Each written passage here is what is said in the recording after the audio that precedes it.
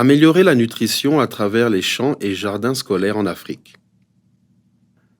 L'éducation est l'un des plus importants investissements qu'un pays puisse faire pour son avenir, qui repose sur les enfants scolarisés. Dans le monde, de nombreux enfants scolarisés souffrent d'anémie, qui est connue pour entraîner la fatigue et la baisse des performances physiques, avec des conséquences plus importantes sur la productivité économique et le développement national. Selon le rapport 2008 de l'Organisation mondiale de la santé, l'anémie touche 49,1% des enfants scolarisés dans le monde et 71% en Afrique. L'Alliance panafricaine de la recherche sur le haricot, par le biais de l'Alliance Bioversity International et le Centre international d'agriculture tropicale, a proposé une intervention basée sur l'alimentation pour combler cette lacune. Des haricots à forte teneur en fer et en zinc, contenant jusqu'à 2 fois plus de fer et de zinc que d'autres variétés d'haricots, ont été mis au point par le biais de la sélection végétale conventionnelle, puis homologués et mis en commercialisation, permettant ainsi aux écoles d'avoir accès à ces haricots.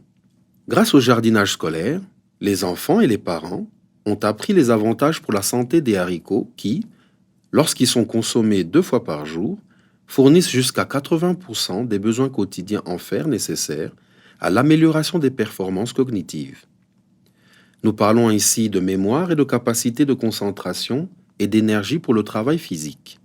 Nous utilisons actuellement les jardins scolaires comme point d'entrée pour l'engagement communautaire et pour l'amélioration des programmes d'alimentation scolaire. Les ministères de l'Éducation et de l'Agriculture ont sélectionné les écoles. Le gouvernement local, les politiciens et les organisations paysannes ont été engagés pour promouvoir la production de haricots riches en fer et en zinc. Ces écoles ont reçu environ 20 à 30 kg d'haricots pour un champ d'une acre. Un enseignant a été responsabilisé pour travailler avec les élèves et les étudiants des écoles primaires et secondaires sur la gestion du champ. Ils ont également reçu une formation sur les avantages des haricots pour la santé des sols.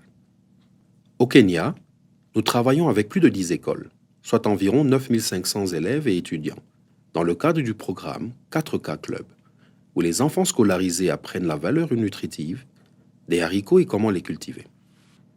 Les 4K signifient Kuungana, Kufanya, Kusaidia Kenya. En Swahili, ce qui signifie en gros agir ensemble pour aider le Kenya. Au Zimbabwe, nous travaillons avec 14 écoles, environ 15 000 élèves. 492 écoles en Tanzanie, soit environ 238 972 élèves et étudiants. 8 au Rwanda, environ 6 800 enfants. 1 au Burundi, environ 600 enfants et 2 écoles secondaires au Cameroun, environ 7 000 élèves. Les parents sont souvent invités lors des réunions parents-enseignants à apprendre l'importance des variétés d'haricots riches en fer et en zinc et sont encouragés à les cultiver pour leur santé et leurs revenus.